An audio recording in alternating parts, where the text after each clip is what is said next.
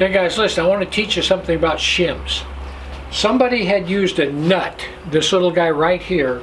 This bolt went through here, and there was about a 1/2 inch gap between this bar and that air cleaner backing plate.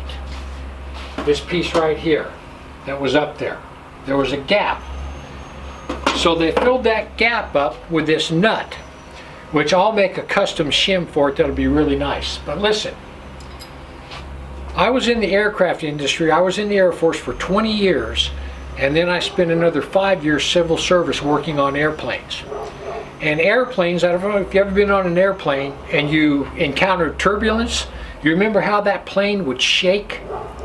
Well, when you're an aircraft mechanic, the first thing that you learn is you never, ever, ever force metal together like with a nut and a bolt. If there's a gap between two pieces of metal, you never tighten down the nut and bolt and bring that gap together. You never ever do that. Because if you do that, like if that person on this bike would have squinched that air cleaner with this bar and made this bar come over, that would have put force stresses right down here and right up here.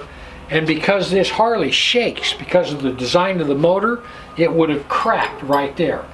Anytime you have a gap, doesn't matter if it's a fender, doesn't matter what it is, a tank, anytime you have a gap and you bring that gap together with a nut and a bolt, you're creating stresses on that, and because of the vibration, it will eventually crack.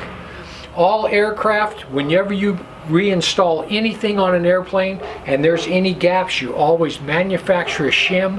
You absolutely shim everything, and when you shim everything, that plane will fly true and it'll never crack.